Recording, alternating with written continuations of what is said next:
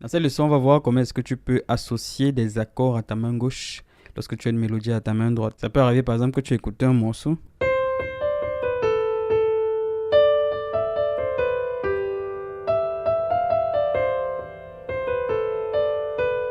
et tu te dis, ah oui, je connais l'air. Bon, c'est vrai que par exemple, le morceau que je prends est peut-être un peu en avance parce qu'on n'est pas encore en fin d'année. Mais pour ce qui est de l'exercice, ça peut être un très bon exercice de trouver les accords de ce morceau. Et donc, à la main gauche, quand tu as ta mélodie à ta main droite, tu te dis comment est-ce que j'arrive à mettre, qu'est-ce que j'arrive à mettre à ma main gauche pour que ça commence à sonner vraiment propre. Donc, on va partir de ce morceau de manière simple et on va faire l'exercice pour trouver quels accords on peut mettre ici pour accompagner un morceau. Je te montre ça tout de suite.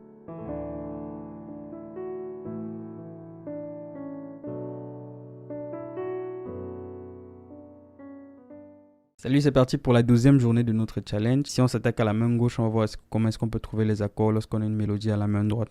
Donc ici, j'ai pris la mélodie du chant Oui, oui, je suis à Merry Christmas, que certains connaissent déjà.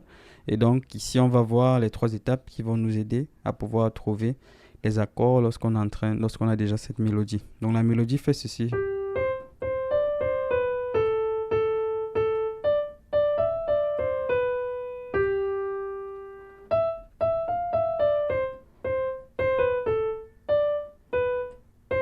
Bon, je ne vais pas trop insister sur la mélodie, on va juste s'attarder sur le jeu d'accords à certains moments. Donc ici, quelque chose qui est vraiment très simple, on trouve déjà la position de repos. Très souvent, les morceaux vont finir par la note de la gamme. Donc, ça finit par une note de Do.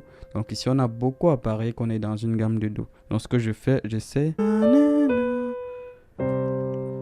Donc à la main gauche, je vais jouer mes accords ici en position sur la quinte. Donc je vais jouer une note sur l'auriculaire, une note sur le pouce. Et entre les deux, je vais jouer la quinte. Donc ici, je sais. Ça a l'air de passer. Donc ici, la première règle qu'on va utiliser, c'est que lorsque j'ai une note, je vais chercher c'est quoi l'accord qui est dessus. Et quand j'ai l'accord, je reste sur cet accord jusqu'à ce qu'à un moment, ça sonne faux. Donc, ça sonne encore, j'ai l'impression.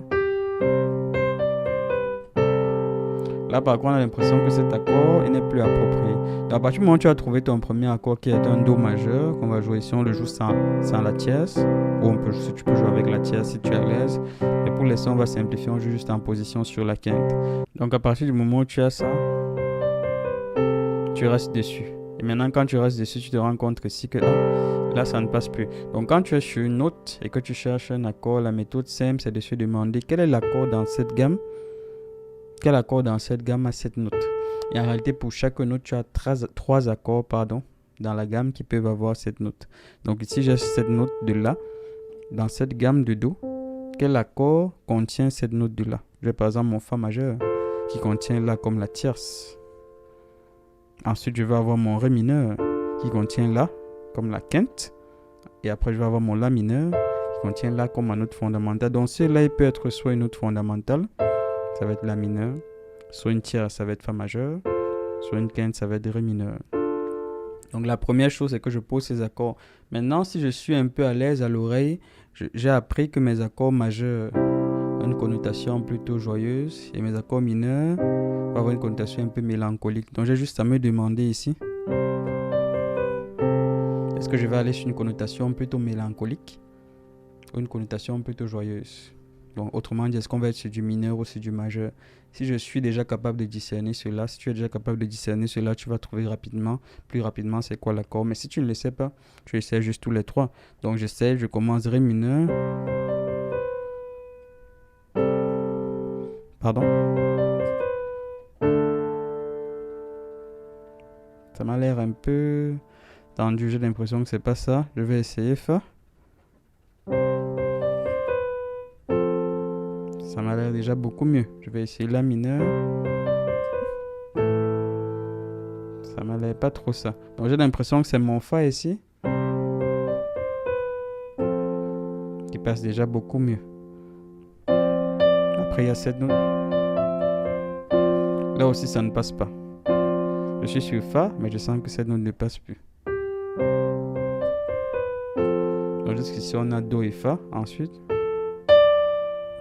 cette note, il faut faire le même travail. Donc je vais chercher quel accord contient cette note. Donc ça peut être soit un ré mineur, soit cette note c'est la tierce. Et dans ce cas, ça va être si. Bon. Juste te dire que les si, on va peut-être souvent le jouer.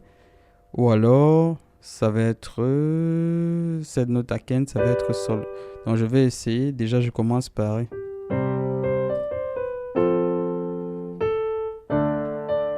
Ça là est pas mal.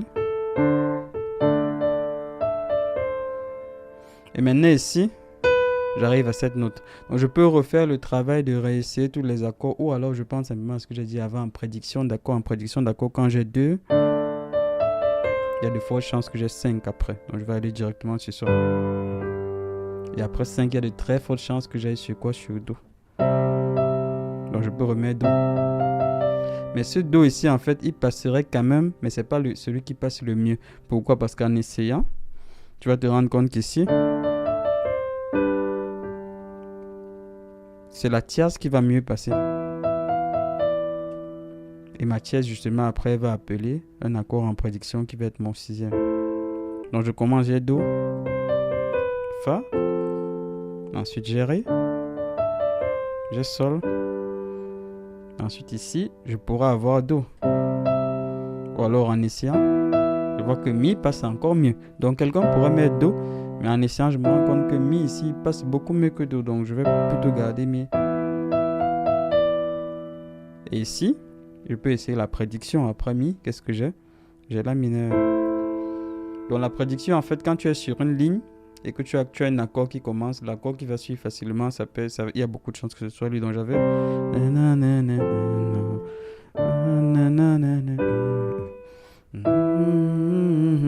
Prédiction là. Et si je peux encore essayer la prédiction. Prédiction, pareil. Parce que j'étais dit en fait que celui-ci va très souvent se résoudre vers son 4e, qui va souvent se résoudre vers son 4e, qui va souvent se résoudre ici. Donc je pourrais effectivement mettre Ré. Mais ici, en essayant, je me rends compte que Fa aussi passe plutôt bien. Et même mieux.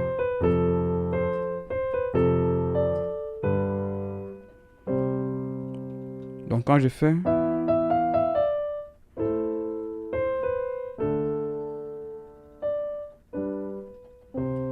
ça passerait. Mais si j'essaie avec Fa qui est la relative majeure de Ré mineur, donc là c'est juste une question de relative. Donc plutôt que d'utiliser mon Ré mineur, je peux utiliser Fa majeur. On a une coloration qui est plus joyeuse. Parce que le Ré mineur a une coloration plus mélancolique. Pourtant le Fa, ça passe beaucoup mieux que ceci.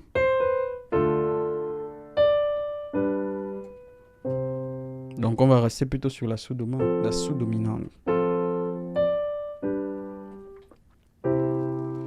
Donc c'est de cette manière que tu fais.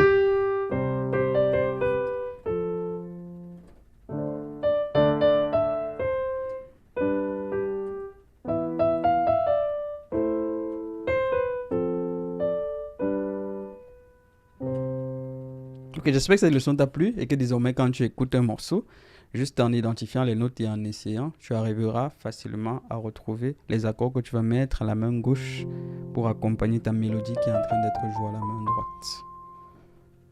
Donc dis-moi en commentaire si tu as des difficultés, dis-moi en commentaire si c'est cette méthode que tu utilises ou si tu en as d'autres.